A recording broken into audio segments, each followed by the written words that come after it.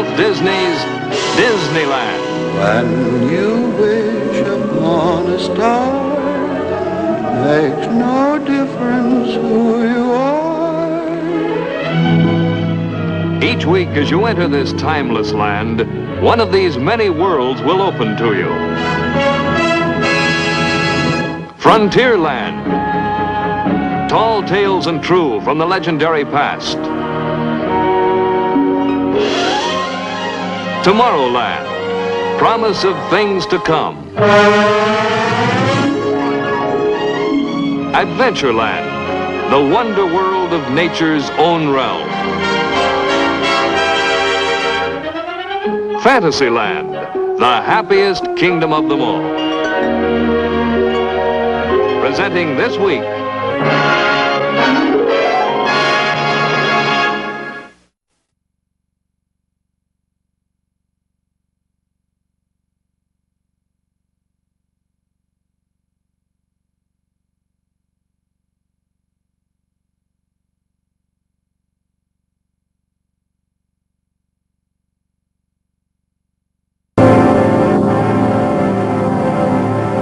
Há muitos, um escritor e engenheiro falou do gênio de um homem que descobriu a força do universo e que a empregou para fazer mover seu navio a 20.000 léguas submarinas.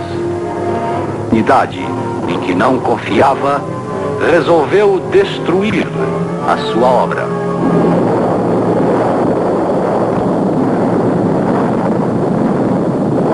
Mas ainda há esperança.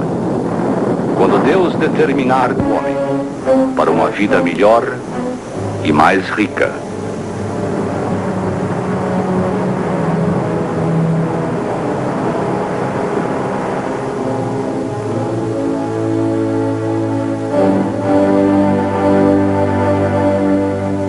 O fictício às vezes estranhamente se torna fato. O nosso estúdio produziu o imortal conto 20.000 léguas submarinas, romance do famoso submarino. De acordo com a história, Nautilus movia-se por uma força mágica. Hoje, a história é realidade.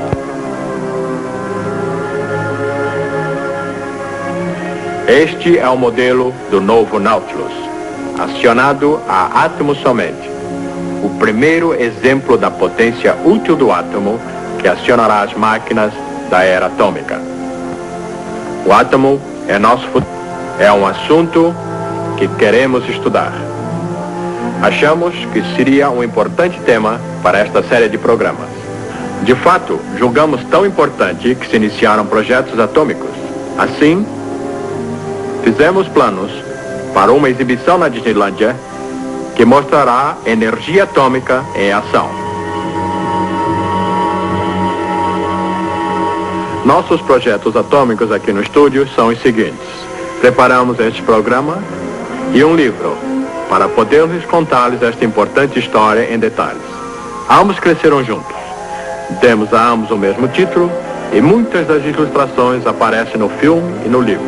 Como podem ver, aprofundamos-nos demais no campo da ciência física. Não pretendemos ser cientistas, contamos histórias. Combinamos o talento de artistas com a ciência de outros. Foi contratado um conhecido cientista para estabelecer o nosso departamento. Seu primeiro trabalho foi escrever um livro sobre o átomo e ajudar-nos a organizar este programa. E para contar-lhes a história de nosso amigo o átomo, aqui está o autor do nosso livro, o Dr. Heinz Haber. Ao desenvolver nossa história do átomo, fizemos uma descoberta. Era bem científica, mas subitamente percebemos que era quase um conto de fadas. Por estranha coincidência, nossa história tomou aspectos da velha fábula de Mil e Uma Noites, o pescador e o gênio.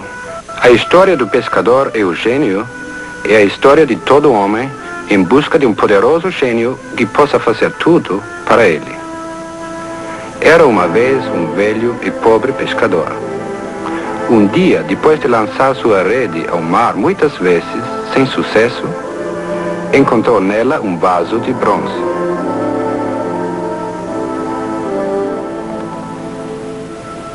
Tapado por uma rolha de chumbo. Maravilhado com seu achado, o pescador disse: Aposto que esse vaso selado tão bem deve conter uma...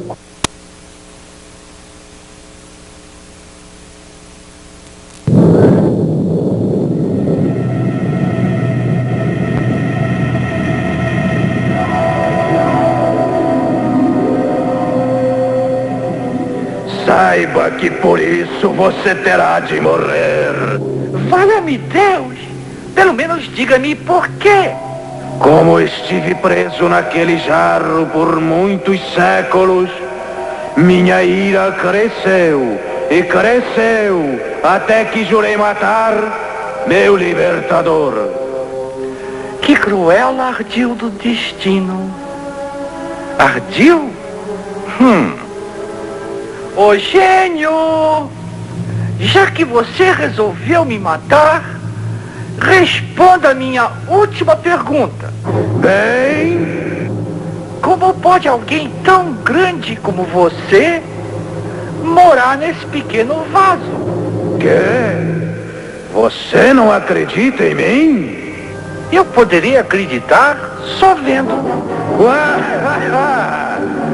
Veja então. Agora voltará para o mar. Não, eu estava brincando.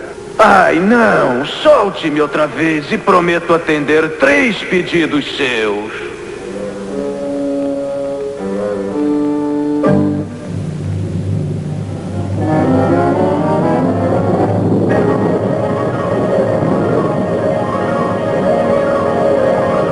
Embora possa parecer estranho, a história do átomo é igual a esse conto de fadas.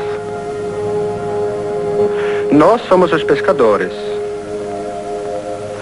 Há séculos que vinhamos lançando redes ao mar desconhecido em busca de saber. E finalmente achamos um vaso. E como aquele da fábula, ele continha um gênio.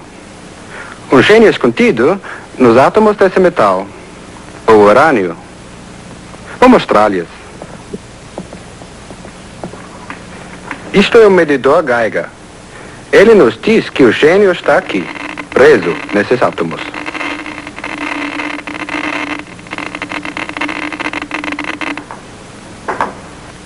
E essa é nossa história. Como o vaso foi descoberto, como o gênio foi libertado, como primeiro ameaçou matar e como finalmente foi forçado a dar-nos 3 graças. Nossa história começa na velha Grécia, 400 a.C.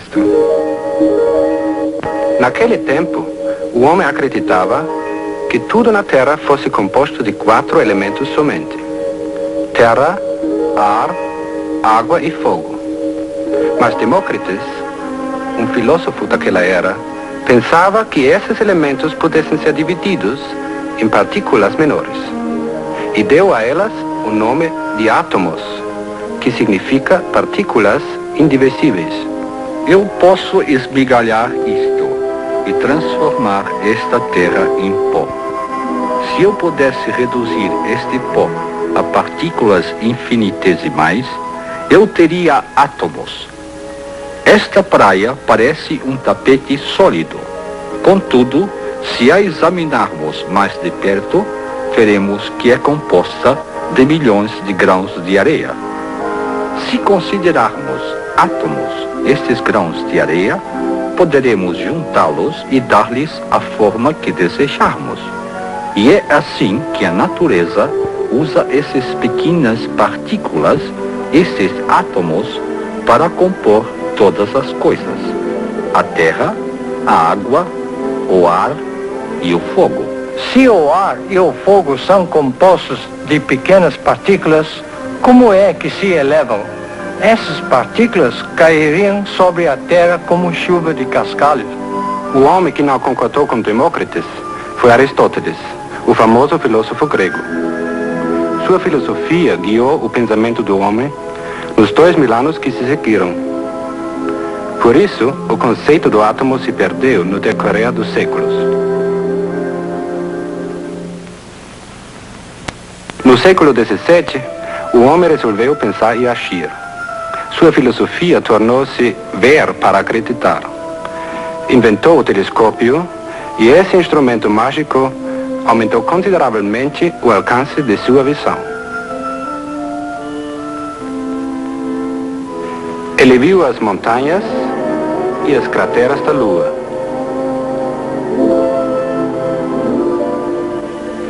Descobriu que o planeta Vênus tem fases como a Lua e que Júpiter também tem seus satélites. O homem viu pela primeira vez o disco de Marte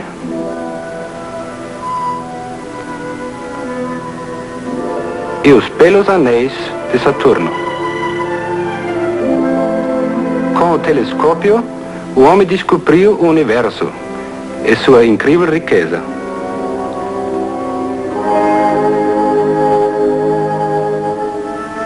Na mesma época, um segundo instrumento poderoso foi inventado: o microscópio.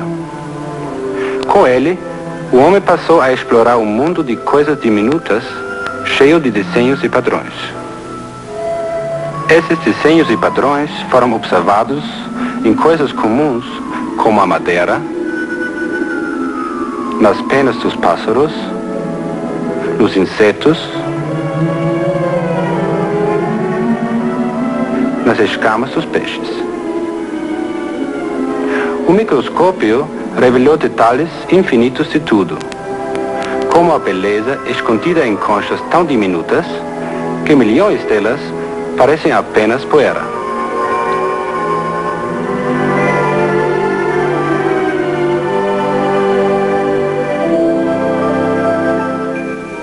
Até uma gota d'água revela formas de vida nunca observadas antes. Plantas e animais monocelulares.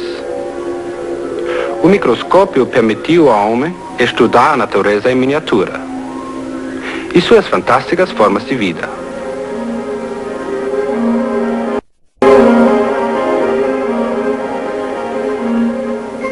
Foi também com o microscópio que o homem descobriu as belas e simétricas formas de cristais e os delicados contornos dos blocos de neve, todos diferentes entre si. Nas formas regulares dos cristais, esconde-se o segredo da existência do átomo. O microscópio, é lógico, não mostra os átomos, que são pequenos demais para isso. Mas fez o homem imaginar que tudo que ele viu e descobriu devia ser composto de alguma coisa ainda menor. Um dos primeiros a explorar o mundo microscópico foi John Dalton, químico inglês. Isto no começo do século XIX. Foi ele quem reviveu a ideia do átomo. Demócritus tinha razão. Tudo é feito de átomos. O cobre, por exemplo. Meus desenhos mostram como os átomos estão agrupados. Eles são como que pequenas bolas indestrutíveis, com uma força desconhecida agindo entre eles. Quando os átomos se combinam, camada sobre camada, aos milhões, eles formam um pequeno cristal. Os cristais agrupados formam o cobre, que conhecemos tão bem.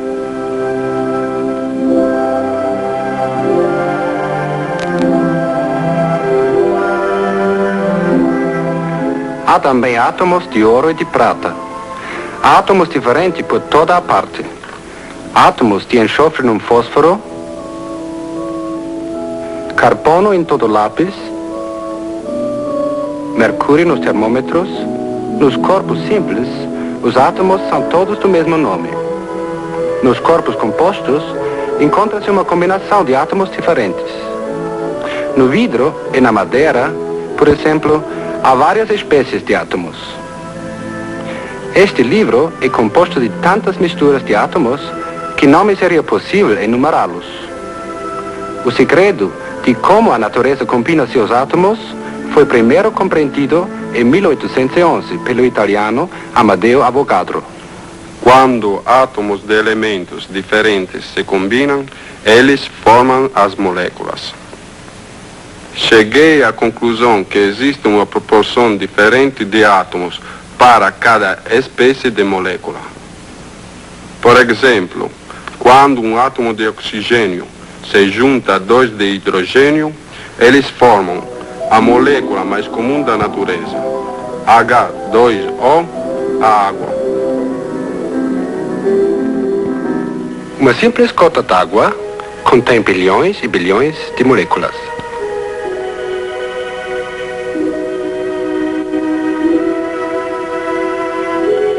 São tão pequenas que não podem ser vistas, mesmo com um poderoso microscópio. Mesmo assim, o microscópio revela um fato importante sobre átomos e moléculas. Ele mostra que estão em movimento constante. Aqui estão partículas de poeira numa gota d'água. E vocês podem observar que se movem empurradas pelas moléculas d'água. Foi há mais de 100 anos que o microscópio revelou pela primeira vez que átomos e moléculas estão sempre em movimento. Agora, numa chama, por exemplo, o movimento dos átomos e das moléculas é extremamente violento. E é por isso que a chama é quente. Em nossa pele, há órgãos que podem sentir esse movimento na forma de calor ou mesmo de dor. No vidro, ao contrário, as moléculas se movem mais devagar. E por isso nos transmite uma sensação mais normal. No gelo, as moléculas também se movem, mas muito lentamente. Por isso, o gelo é frio.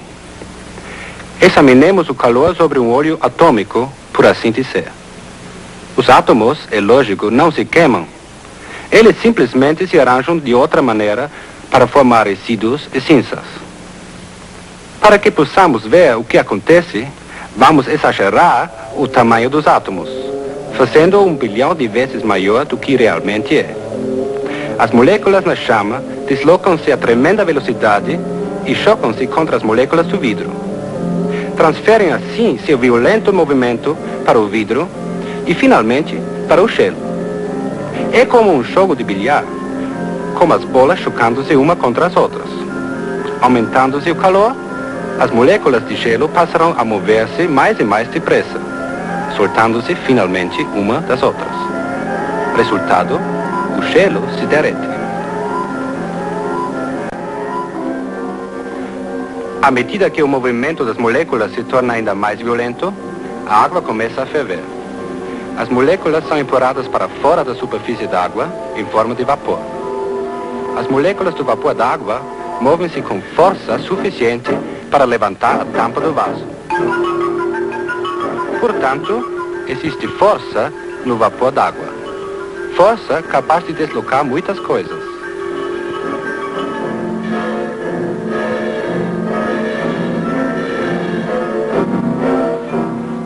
O aproveitamento da força do vapor d'água marcou o advento da era mecânica.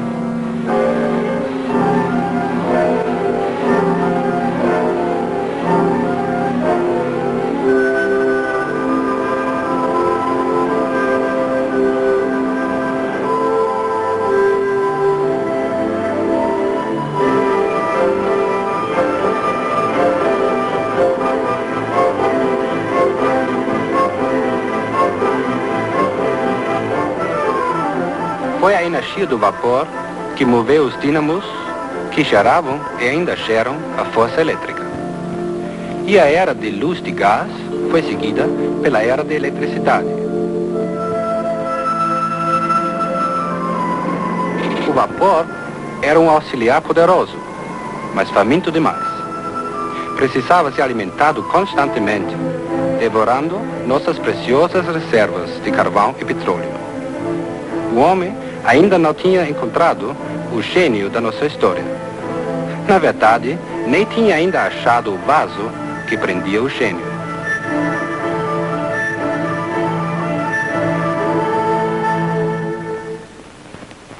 Foi em 1896. Ainda à procura de saber, a rede foi lançada ao mar desconhecido. E como em nossa fábula, Algo veio nela, e acidentalmente. A descoberta foi feita por Henri Becquerel, um francês e cientista. Hoje, eu descobri algo bem estranho. Eu tinha deixado uma pedra de urânio em cima de uma chapa fotográfica virgem, numa gaveta fechada. Descobri mais tarde que a chapa tinha sido afetada por uma luz qualquer. Evidentemente, tinha sido exposta pelo urânio, mesmo no escuro e através do seu invólucro. Parece que o urânio possui uma atividade misteriosa e uma radiação espontânea. C'est extraordinário. Becquerel tinha descoberto a radioatividade. Pierre e Marie Curie, outros dois cientistas franceses, ficaram intrigados com o fenômeno.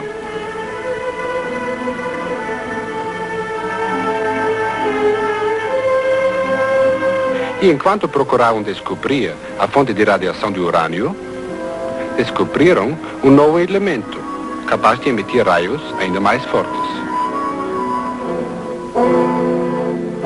Veja, um novo elemento. E como é radiante. Brilha até no escuro. Vamos chamá-lo de rádio. O rádio mostrou ser uma fonte misteriosa de energia.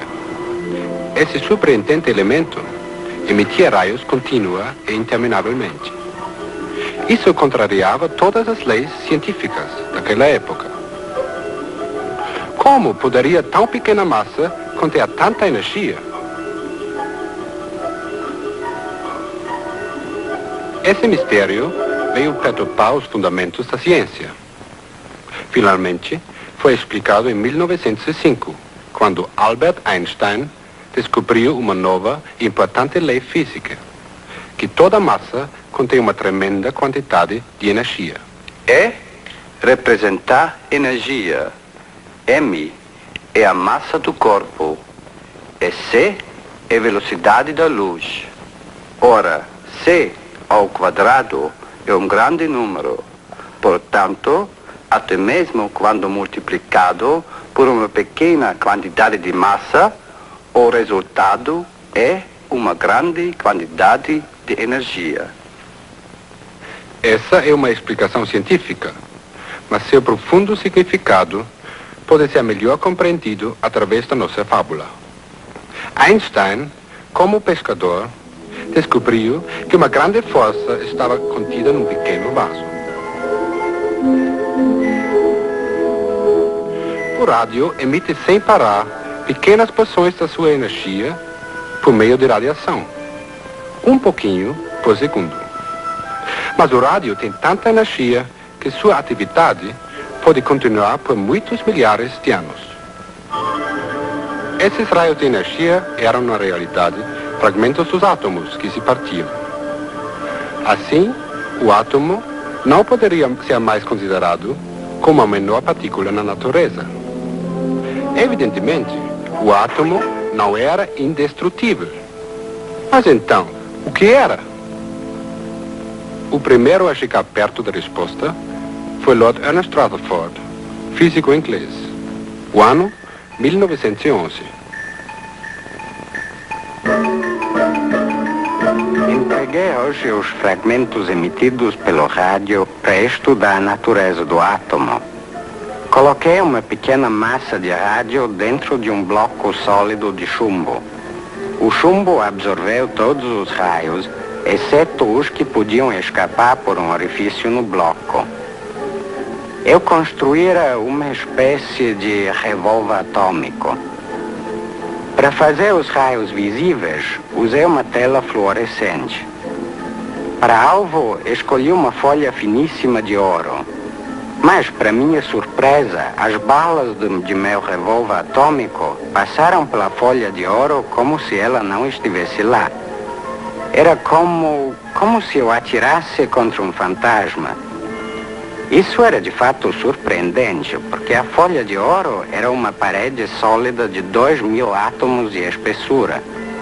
Por conseguinte, o átomo não pode ser tão sólido como sempre pensei.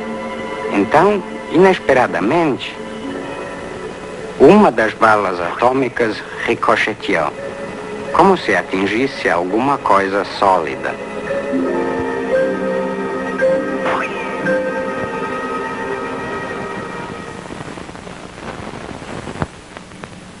Eu só posso concluir que o átomo é quase todo o espaço, vazio como uma nuvem, mas que tem no centro uma partícula sólida infinitésima.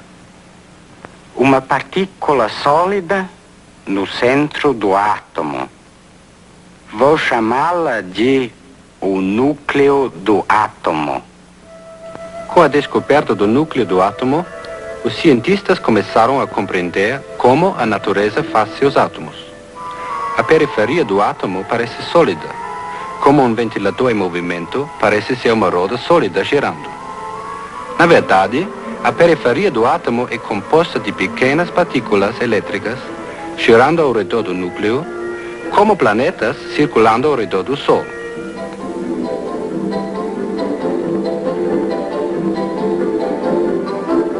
Essas pequenas partículas elétricas da periferia do átomo são chamadas eletrões. Então, o átomo é como um infinitésimo sistema solar. Mas os cientistas são curiosos. Como o pescador que examinou o vaso que escondia o gênio, eles também começaram a examinar o núcleo do átomo para ver que segredos continha.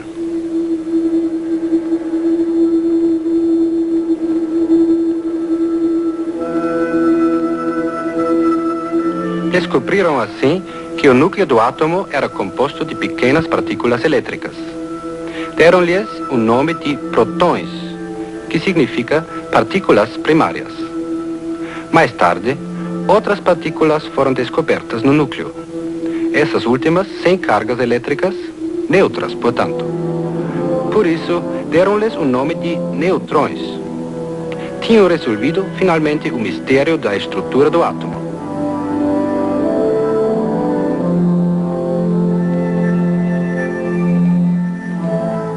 Como é surpreendente a natureza!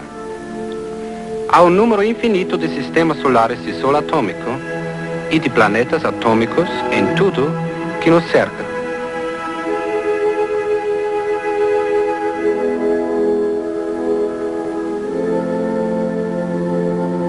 Há um universo na ponta de um lápis. Até nesse ponto, há bilhões de vezes mais átomos que pessoas na Terra. E átomos de todas as variedades. É interessante notar como diferem para cada elemento. É um estudo fascinante de números. Comecemos com o número 1, o átomo mais simples da natureza. Um próton é um eletrão nos dá o elemento hidrogênio, um gás levíssimo. A natureza mantém o equilíbrio elétrico de seus átomos. Assim, se o núcleo tiver 2 prótons, o átomo terá também 2 eletrões circulando na periferia. Esse é o átomo do hélio. Há também neutrões no núcleo do átomo, que lhe dão o peso. 6 prótons, 6 eletrões e alguns neutrões para o carbono. –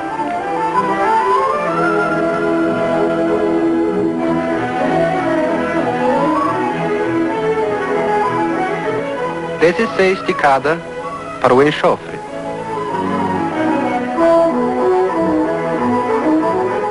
26 o ferro. – 47 a prata. – 79 o ouro. –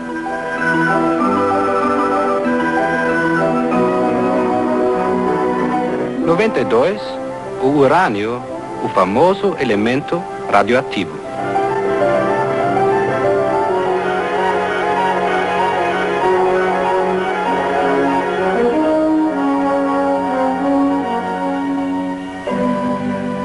No urânio, a natureza juntou tantos protões e tantos neutrões que seu núcleo se tornou instável. Finalmente, o núcleo do urânio desprende fragmentos de sua carga. E assim, nascem as emissões radioativas. Os raios emitidos pelo urânio não podem ser vistos, ouvidos, nem percebidos. Este instrumento, o medidor Geiger, aponta sua presença. Ele dá uns cliques quando os raios passam por ele. E há um outro instrumento que torna os raios visíveis, a olho nu.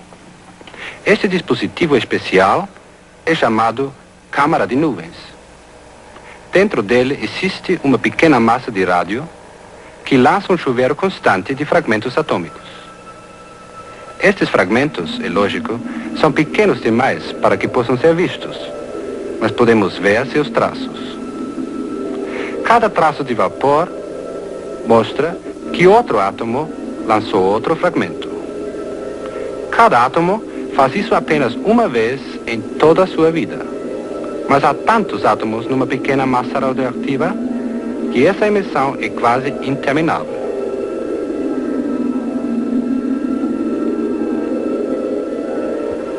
Podemos dizer que o átomo radioativo é como uma ratoeira.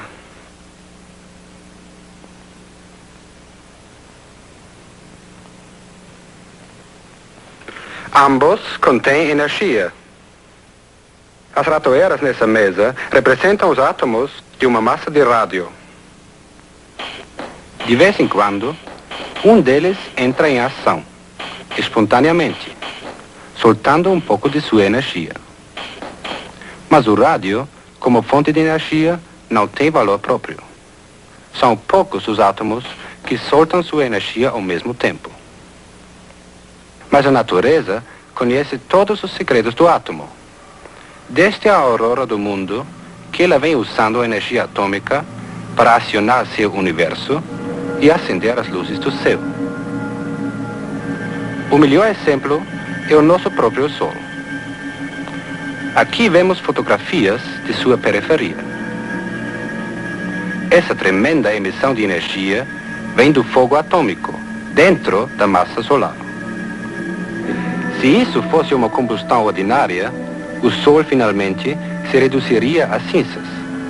Mas essa energia é produzida pelos átomos, e o Sol continuará a brilhar ainda por bilhões de anos.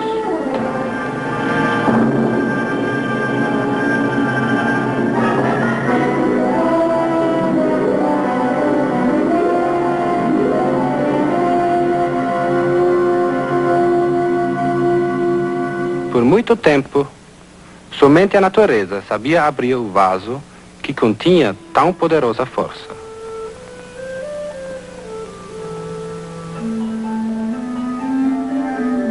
Para o homem, contudo, o vaso continuava fechado. Finalmente, o homem descobriu como abrir o vaso. O pescador usou sua faca. E o homem encontrou a ferramenta que necessitava. O ano 1938. O lugar, Berlim, na Alemanha.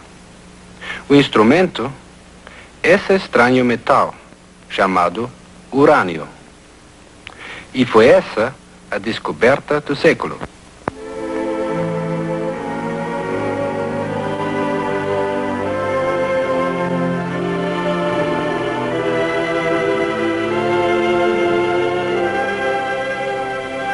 Otto Hahn e Fritz Strassmann estudavam o átomo de urânio. Como Rutherford, empregaram balas atômicas. Usaram os neutrões do átomo em suas experiências. As partículas neutras escondidas no núcleo do átomo. Sendo neutro, o nêutron não é desviado pela carga elétrica dos átomos e passa por eles em linha reta. Finalmente, o nêutron encontrou o núcleo do átomo. O núcleo do urânio abriu-se em dois. O homem realizara a desintegração do átomo. Mas isso não foi só. O núcleo do átomo de urânio reproduziu outros dois núcleos. Uma bala foi usada para dividir o átomo e outros dois foram criados no processo. Agora temos dois neutrões para dividir dois átomos. Isso se tornou um prospecto fabuloso. Uma cadeia de reações nucleares. Voltemos agora às nossas ratoeiras. Podemos criar uma cadeia de reações com elas. Usaremos duas bolas de ping-pong para representar os neutrões. Serão lançadas quando o átomo se dividir. As ratoeiras representam os átomos que entrarão no jogo. Estão preparadas, carregadas e prontas para a saída. O necessário é um neutrão para dar início a uma ratoeira. As duas bolas de ping-pong que forem lançadas irão acionar outras duas ratoeiras. Sei que já imaginam o que vai acontecer. Vejam.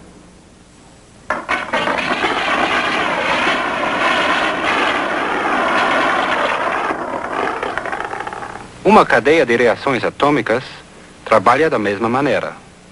Um neutrão é bastante para dar-lhe início.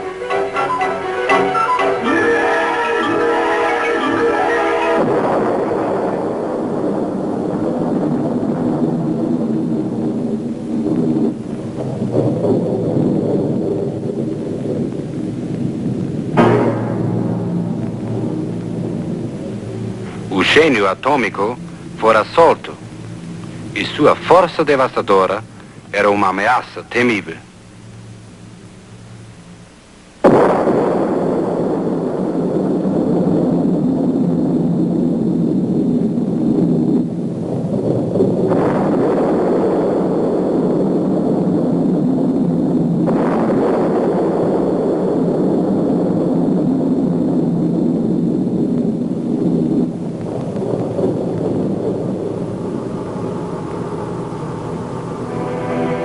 A primeira explosão atômica chocou o mundo. Talvez fosse melhor se a energia atômica nunca tivesse sido descoberta. Reagimos como o pescador, quando se viu face a face com o gênio poderoso. Ele também desejou nunca ter achado o vaso. Saiba que por isso você terá de morrer. Valha-me Deus! Mas nossa fábula tem um fim feliz. O pescador conseguiu fazer um amigo de seu inimigo. Felizmente, a ciência também poderá fazer o mesmo. Uma explosão atômica é mais que uma ameaça. É também uma perda lamentável de calor e radiação. Para que essa energia possa ser útil ao homem, a explosão precisa ser mais lenta. Deixe-me mostrar a vocês. A explosão das ratoeiras pode ser alentada por meio de uma câmara lenta.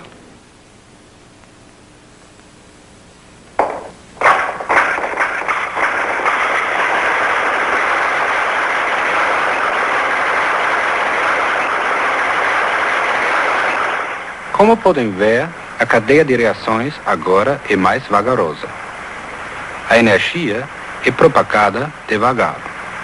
E o calor e a radiação se desenvolvem dentro de limites úteis. Os cientistas produzem reações mais lentas no famoso reator atômico.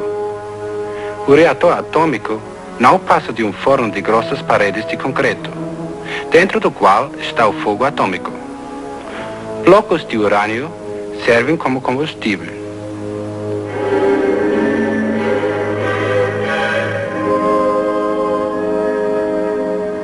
Para diminuir a velocidade das reações atômicas, barras de regulagem são introduzidas nos blocos. Essas barras absorvem neutrões. Dessa maneira, alguns dos neutrões lançados pelo revólver atômico são eliminados do processo. Assim, menos átomos são divididos e a cadeia de reações é mais lenta. Como suas reações reguladas desse modo, o poderoso átomo pode ser usado pelo homem de maneira prática. o calor é absorvido por um líquido que passa pelo centro do reator. O líquido aquecido é levado então a uma caldeira, onde produz uma corrente quase interminável de vapor. Vapor que produz trabalho. Mas não é só isso. O reator atômico tem o poder mágico de tornar qualquer metal radioativo. Se, por exemplo, uma barra de ferro for exposta ao chuveiro de neutrões dentro do reator, os átomos do ferro recolhem alguns desses neutrões e se tornam radioativos. Dessa maneira, o reator produz para nós radioatividade artificial em muitos elementos. Como o rádio, esses elementos radioativos são de grande valor para a ciência e a medicina. O reator atômico nos permite fazer um amigo do gênio atômico. Como na fábula, ele nos garantirá 3 graças.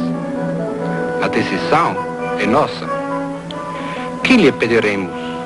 De que precisamos mais? O carvão e o óleo não durarão para sempre, mas precisamos de força. Assim, para manter a nossa civilização, nosso primeiro pedido será para a força. Aqui, com a minha mão direita, eu lhes dou o fogo mágico do átomo. É seu. O fogo atômico é quase uma fonte eterna de calor. Poderemos usá-lo em nossas usinas para produzir eletricidade. Força elétrica para nossa civilização.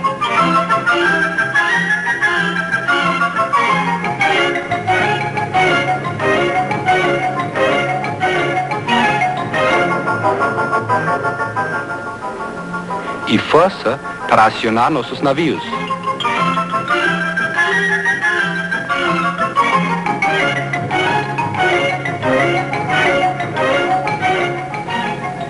Como, por exemplo, o submarino atômico, que já existe. O fogo atômico pode também aquecer o ar.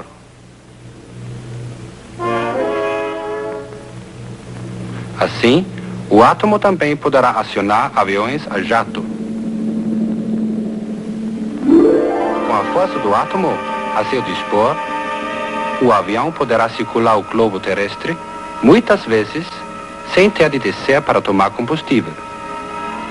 E algum dia, o átomo nos ajudará a vencer a força da gravidade. E assim, finalmente, poderemos voar pelo espaço interplanetário. Aqui estamos queimando nosso carvão e nosso petróleo para obtermos força. Mas agora temos uma nova fonte de energia, limpa, silenciosa, abundante. O carvão e o petróleo poderão agora ser poupados para coisas melhores, como na fabricação de matéria plástica, tintas, tecidos e remédios. A humanidade sempre sofreu de fome e doenças. Nosso segundo pedido será comida e saúde. Com esta mão eu lhes dou uma fonte de raios benéficos. Serão seus instrumentos para pesquisas que o ajudarão a obter comida e a curar doenças.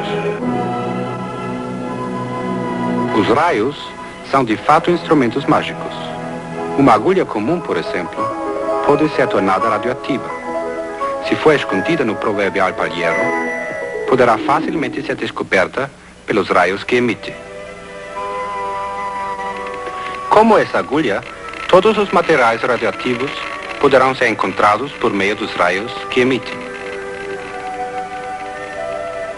Com compostos químicos radioativos, poderemos observar o crescimento das plantas e poderemos acompanhar o alimento da planta desde o solo até a fruta.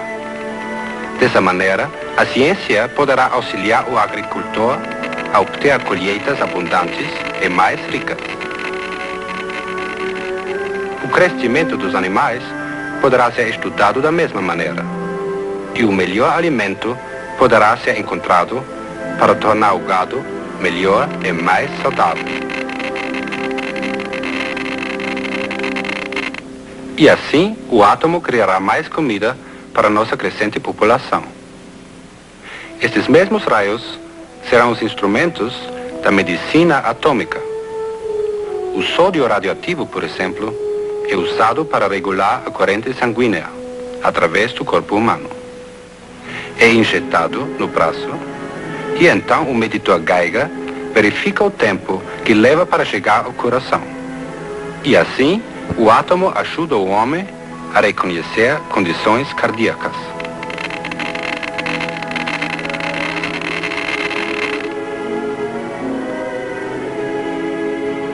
Em doenças da tiroide, emprega-se o iodo radioativo.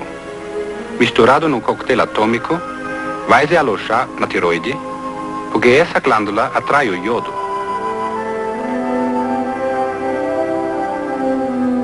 O medidor Geiger especial, então automaticamente traça um diagrama acurado, mostrando o tamanho da tiroide, sua localização e com que velocidade absorve o iodo. Elementos radioativos ainda podem curar certas doenças. O fósforo, por exemplo, aloja-se nos ossos, de onde sua radiação moderada pode curar certas doenças do sangue. O paciente, mesmo quando trabalha ou dorme. O cobalto radioativo é empregado na famosa bomba de cobalto. Mas essa é uma bomba benéfica, usada nos hospitais para curar essa temível doença. E temos ainda a fazer um terceiro e último pedido, que é de grande importância. Muitas lendas contam que a escolha pode ser mal feita, e como o último pedido, destruiu os benefícios dos primeiros.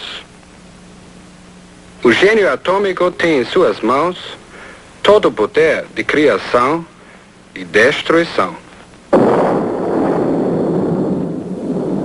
Mas o mundo tem razão de temer seus poderes destrutivos. Por isso, nosso último pedido será simplesmente que o gênio atômico seja nosso amigo para sempre. Os grandes pensadores do passado nos legaram um tesouro de sabedoria, mas nunca pensaram que usaríamos essa sabedoria de modo destrutivo. Agora cabe a nós usar o tesouro atômico de maneira útil e benéfica. Assim, o toque mágico do gênio se espalhará por todo o mundo e garantirá as graças da ciência a toda a humanidade.